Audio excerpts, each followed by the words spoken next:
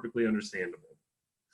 We're super excited to have you with us for the first of a series of these webinars, and they're going to be brought to you by our very own coaches here at DHS. And then we'll have a special guest or two come in along the way as well. We feel so fortunate to have what we consider to be the best coaching staff in the state of Illinois, and it's such a great opportunity for all of you and for all of us to hear from coaches from a variety of sports.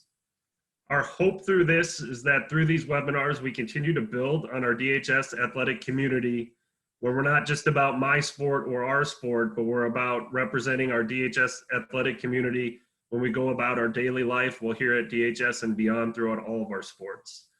This means while we are out in the community, when we walk into a classroom, step on the playing surface for a practice or game, and even beyond that.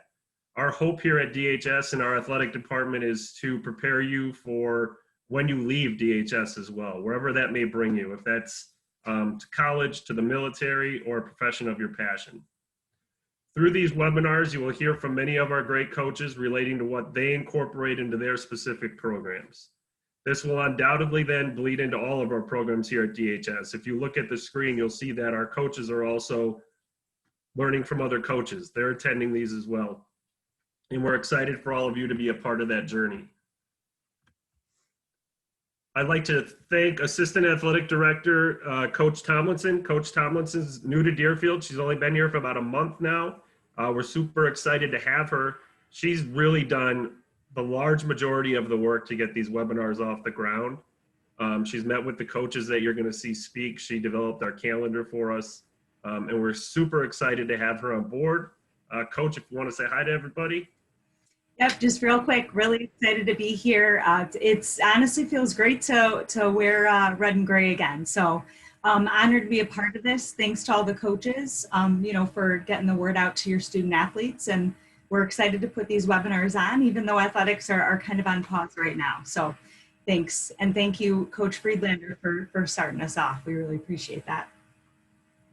And we also have with us Coach Luer. If you were with us last year, you probably met Coach Luer at a game or a practice. She's serving as the interim athletic director. She's back with us again this year. She had long storied career at Deerfield High School as a coach and an athletic administrator. Then went on to be a Division I athlete after her own playing days in high school. So we're super fortunate to have Coach Luer with us. She wants to say hello as well. So good to see everybody. It's a nice change for us. Instead of just having 2 or 3 in a meeting, it's great to see all these faces. So glad you're taking part in this, and I know that you're going to learn a lot from it today. So thanks for participating. Absolutely. We appreciate all the work they've both done to help develop this program. It's hard to be creative at a time like this in ways to engage students. We prefer to do something, of course, that's in person, but this is where we're at. And we're super excited to bring these to you all. At this time, please join us in welcoming our first speaker, head coach of the boys cross country program, the DFDC, for those that know it best. Coach Friedlander, a DHS alum himself and a cross-country runner and graduate of Brown University. In Coach Friedlander's first few years here at DHS as a head coach, he's driven program numbers to a tremendous level with his inclusive environment and tremendous coaching that has led the program to 2 consecutive conference titles and many life-changing moments for his student athletes that go beyond victories or defeat. So at this time, Coach Friedlander, the Zoom is yours. Thank you, everybody, for being here. Awesome. Thank you, Coach Flannery. Glad to be here, and I'm glad to be talking about one of my favorite, one I think is one of my favorite topics, and one that I think is maybe the one that pays the most dividends beyond your athletic career, and that's mental toughness. And so I call this talk Toughness Translates, and I'll tell you why we call it Toughness Translates later on through the talk. But if you are someone from the cross-country team, you're the boys cross-country team, you've heard this before, but it is something that is adaptable to all sports. We in cross-country, we focus on this a ton, which is why I've developed this whole kind of mantra of Toughness Translates. And the reason for that is pretty simple. As anyone who's not a cross-country runner may know, because from knowing what running is like, it's very one-dimensional. There's not a lot to it. Other sports have a lot of skill that goes into it. So you spend your practice time practicing your skills, techniques, as well as your strength and conditioning and anything, any kind of mental toughness that there is. But in cross country, it's kind of just the conditioning and the toughness, and that's it. So, you know, this mental toughness makes up maybe about half of our sport, you know. So in other sports, maybe it's a little bit less than half, not because you don't have to be a tough individual, but because there's so much more to the sport. There's a lot of skills and techniques you have to master. But this toughness aspect is there if in either a large quantity or a small quantity in any sport. So if you want to get better at your sport, becoming more mentally tough is one way to get you there. So what am I talking about when I talk about mental toughness? To give you an example, and one that I just kind of thought of last night as I was watching Monday Night Football.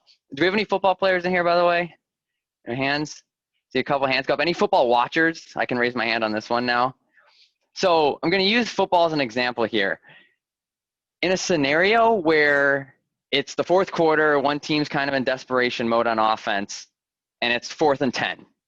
What do you notice about the defensive lineman? And if you're not a football person, don't worry, this will make sense to you. On a 4th and 10 play late in the game, the defensive linemen just go nuts, right? They have this level of energy and intensity that is through the roof. They are trying to get to that quarterback.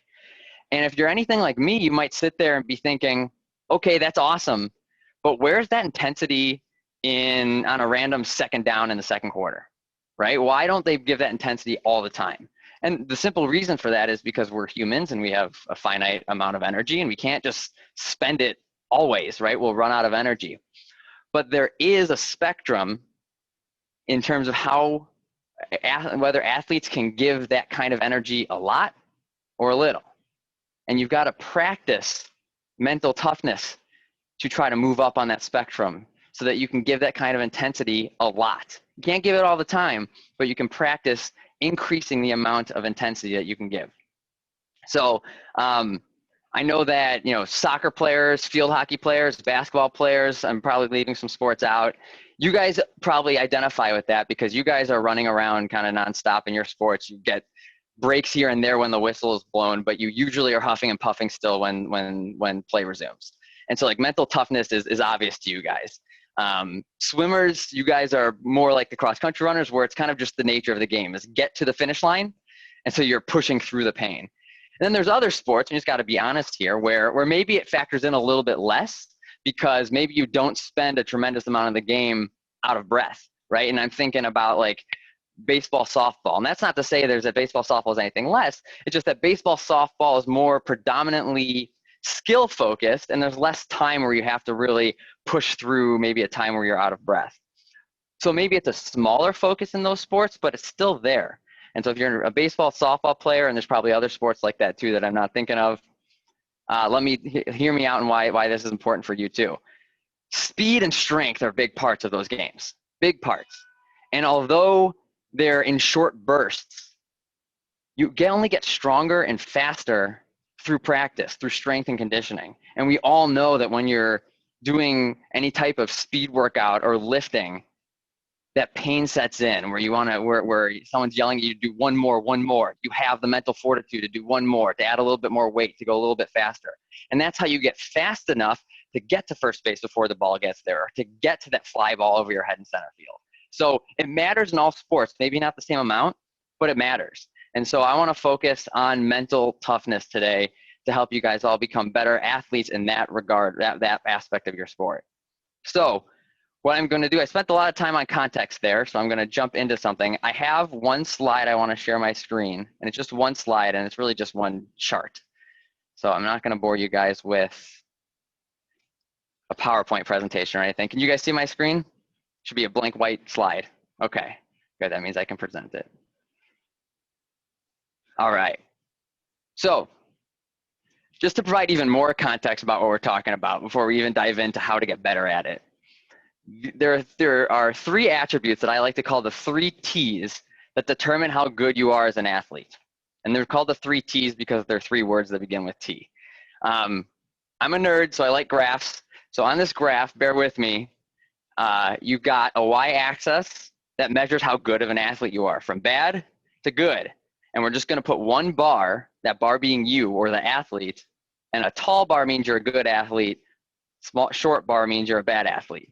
But what that bar is comprised of, 3 different components, all starting with T, determines how good you are as an athlete. So what makes a good athlete? The first T is talent. All right, so talent is something that you're born with. It's your genetics.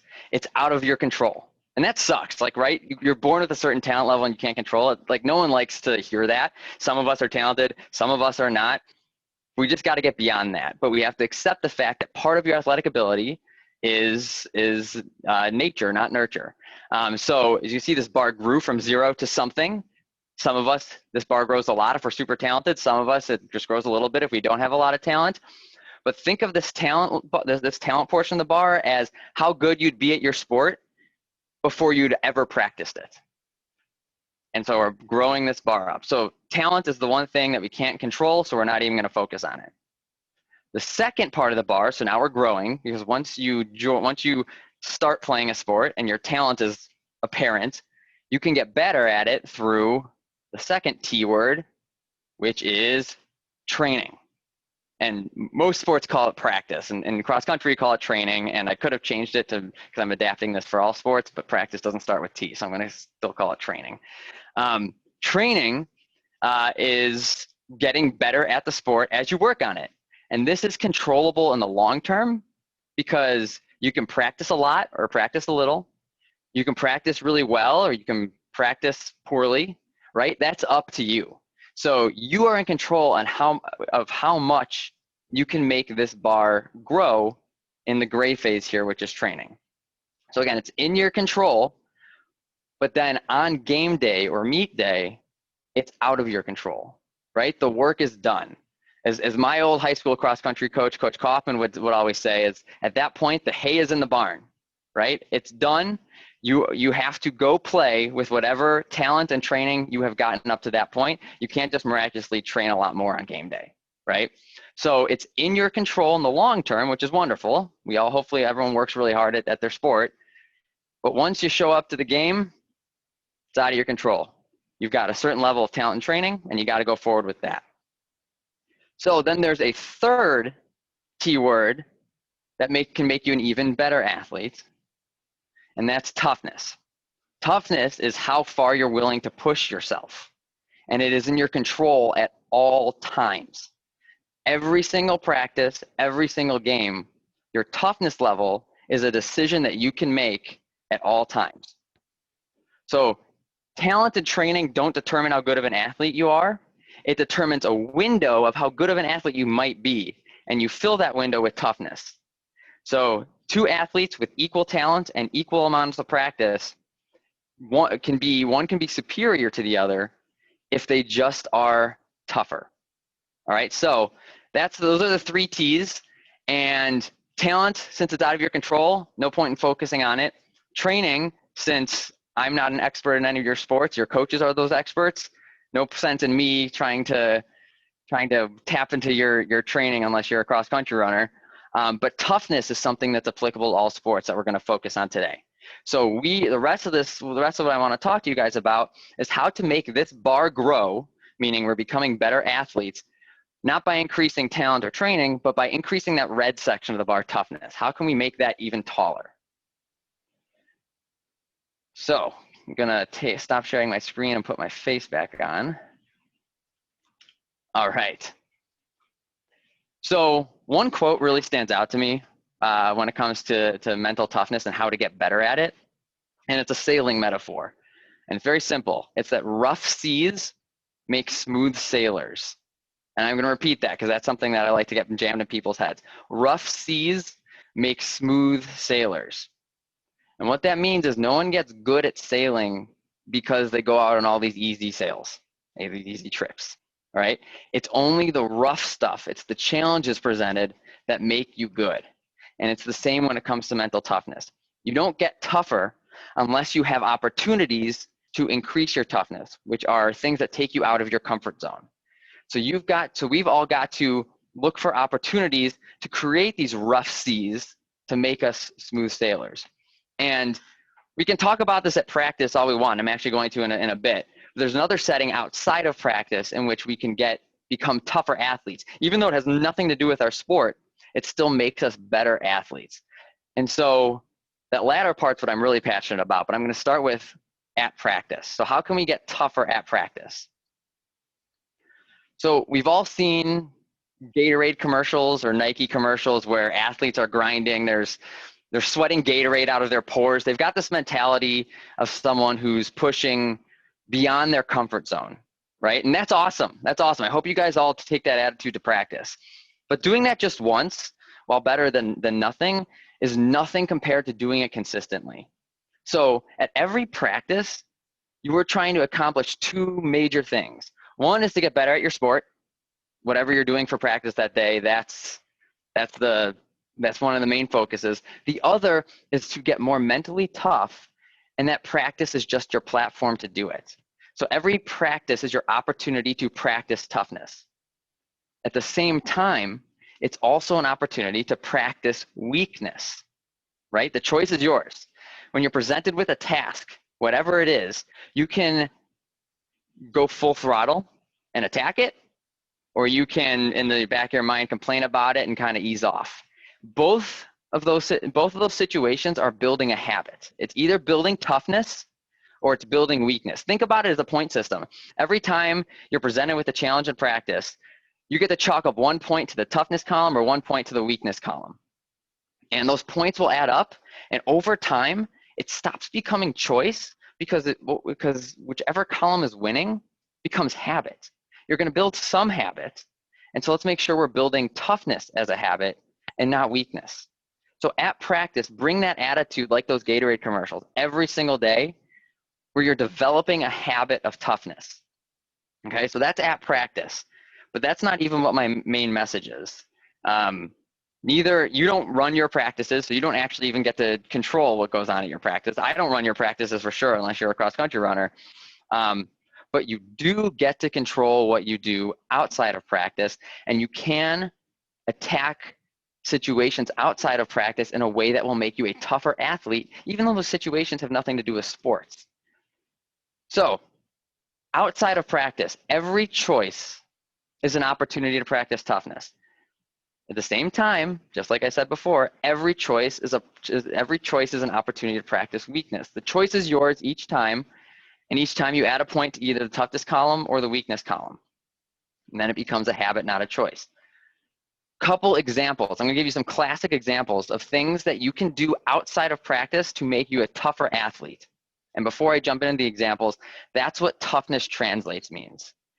The choices you make on mental toughness outside of sports translates into sports. And I'm going to explain why in a bit, but I'm going to give you some examples. The classic example is your alarm clock. Okay, I think almost all of us have an alarm clock that wakes us up in the morning, right?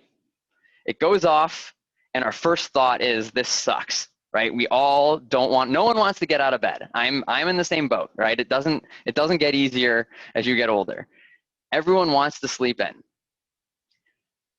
So you're faced with a choice when that alarm clock goes off. Do you hit snooze? Do you give in to the voice that says, oh, just give me 5 more minutes, or I'm just so warm and cozy? Or do you give in to the other voice in your head that kind of knows that, hey, the alarm went off, we got to start our day, right? It knows that if we just hit the snooze button, we're risking ourselves oversleeping. We are risking just getting ourselves into a rush before the day even starts. There's 2 competing voices in your head when that alarm clock goes off. And it is totally a mental toughness choice. Those voices in your head are the exact same voices that are in your head when you're doing wind sprints, right? And they say, you can't keep this up. You can't do one more. If you're in the weight room and they say, and your coach says you've got 1 more rep and you don't think you can do it, the same voices are in your head at that point that are in your head when the alarm clock goes off. So what a mentally tough person does, or if you want to practice mental toughness, increase your capacity for 1 more rep or 1 more sprint. When that alarm goes off, get up. Fight the voice that says stay in your bed. Go turn that alarm off and start your day. It's super hard, but so are those sprints, so are those lifts. But your wake up is a chance to practice mental toughness. It translates to sports, which is why we call it Toughness Translates. Another classic example is schoolwork. And I can feel everyone doing an eye roll right now. I'm sure you guys get talked to all the time about schoolwork and how, we gotta, we're a school and we gotta represent our school well. Like, I'm not here to tell you that message from that angle. I'm not a teacher, okay? I'm not a teacher at DHS. I don't teach at all. I'm not in education whatsoever. All right, I have no allegiance to any department at Deerfield High School but the athletic department. I'm here because I want to see good athletes. Truthfully, teachers on this call, close your ears. Your grades, unless you're on the cross-country team, don't really affect me a whole lot. So listen to me from this perspective. I'm telling you guys this to make you better athletes, not better students. Schoolwork is the same kind of challenge as your alarm clock, and as sprints, as lifts, as anything that you are practicing mental toughness. It's something that you don't want to do, right? You get home, you have homework, you've got an essay to write. You don't want to do it, but you've got to build up the mental fortitude to get it done, right? Your body, those two voices are competing in your head again. One voice says, I don't want to do this, I just want to watch TV. Another voice says, I kind of know I got to get this done. There are things riding on this. Listening to that second voice is not only better for you from a school context and a life context, but it helps you practice mental toughness in a context outside of sports that translates into sports. That's what Toughness Translates all about. So schoolwork is not just something you have to do so that you're eligible for a sport. It's not something you have to do because your coach says we want to represent our team well in the school. It's not a campaign for good PR for your team. Well, it is, but that's not where I'm coming from. It is actually an opportunity to become a better athlete by attacking your schoolwork. I don't care if you get everything wrong on that work and you get a 0 or something, but just by attacking it and doing your best, it's the same mental fortitude that will help you attack and do your best at practice and in a game. So that's Toughness Translates. Now, I can tell you the whole reason that this first popped in my head was when I was in high school and I went to a cross-country camp over the summer where we were outside for an entire week. There was no indoor facility. We slept in tents. And so we ran about 15 times in the span of 1 week. And we had no showers except for a hose hooked up to a spigot. So your choices were, you go 15 runs in a week without showering, which is pretty brutal, or you shower in freezing cold water, really cold. It was really brutal. And I can tell you that I went a couple days without showering because I didn't want to go into those showers. We're outside, by the way, just spraying a hose on ourselves. But one of the coaches there said to me something like, tomorrow you're about to go do a workout on sand dunes for 5 miles. And sand dunes are really hard to run on. You just kick sand back instead of moving yourself forward. You're about to attack that. And I know you're going to attack it with incredible intensity. And you're telling me you're not tough enough to go spray yourself with a hose for 5 seconds, step out, lather yourself with soap, and then spray yourself with a hose for another 15 seconds. That's 20 seconds of cold water. You're about to go on a 30-minute race through sand dunes, but you can't stand cold water for 15 seconds. It's that kind of toughness that translates. From then on, I took those hose showers as a challenge to build mental toughness so that I could become a better runner, right? That same toughness helped me the next day when I thought, yesterday I did something really tough. I can continue to do things today, do tough things today. So those are some out of sports examples of how you can become a better athlete on the mental side in sports. So just to wrap it up, and this is my thesis, and we've got a bunch of DHS English students here, so I hope you all know what a thesis is, but it's my main point, it's my main argument, is that you can't pick and choose when to be tough and when not to be. All right, you have no way of, your brain doesn't have an on switch for toughness when you enter practice and then an off switch when you leave. You have one brain, and you're constantly feeding it and molding it based on the decisions you make. and you're taking that same brain to practice, to your desk at home when your homework's facing you, to sleep, and then to wake up when your alarm's trying to get you up, you're taking that same brain everywhere. So give it what it needs to be a good athlete all the time. You are always, always, always building or breaking a habit. So let's make sure that we're building toughness as a habit, not weakness, not only in practice and in games, but in everything we do, in our alarm clock, in our schoolwork, and any tough decision we have to make. Practice toughness, practice not giving in to the voice that tells you you want to be comfortable. Practice giving in to the voice that tells you you know you really should be doing something and should be giving effort. So that's all I have. Thank you for listening. I can't wait once this pandemic is over to be back in the stands to watch you guys. I feel like Deerfield has made a name for itself in being a little bit less talented than a lot of our surrounding schools, but competing because we are better at, on those 3 T's, on the training and certainly the toughness side. So I can't wait to see you guys being really mentally tough on the field and on the court and in the pool or wherever you compete, because you work hard at practice and because you work hard at that mental toughness outside of practice. So thanks for listening, and I'll turn it back over to Coach Flannery. Coach Friedlander, thank you so much. Awesome job. As advertised, the intent of these webinars, we're trying to stay under 30 minutes. We know you all are in school all day. We're trying to have a powerful, impactful presentation, which Coach Friedlander just gave us in a short window of time. And we hope that keeps you coming back for more. It was a great presentation today. Next week on Tuesday at the same time, we have Coach Winecki coming in, and then we take a little bit of a break over our winter break. And then we come back and we have these every Tuesday and Thursday in the month of January. Many of our speakers then, I think we kick off with Coach McKendrick from the basketball program. And then we bring in an outside speaker, Coach Davis. He's a strength and conditioning coach. He's the one that designed the return to conditioning program that we all did during the summer. So if you were a part of that, you know him without knowing him. He helped put that together for us along with all of our coaches here.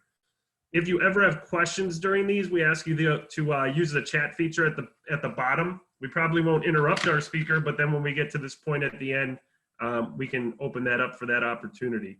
So if anybody has any questions now, you can feel free to put those in the chat. If you do not have questions you want to ask in front of the group, Coach Friedlander's email address is on the athletic website. Just go to the cross country team. I'm sure he'd be happy to share any further information on this topic with you all. And it's about 4:30. We greatly appreciate you all being here today. Coach Friedlander, again, awesome job. We really appreciate it. It's exciting to have people within our own department that can come in and present in the fashion that you did, and we look forward to the other coaches doing the same. Coach Tomlinson, did I miss anything that you wanted to share? No, just one more time, thanks everybody, not only for being on time, but just for being here today. And an extra thanks to Coach Friedlander. Awesome talk. And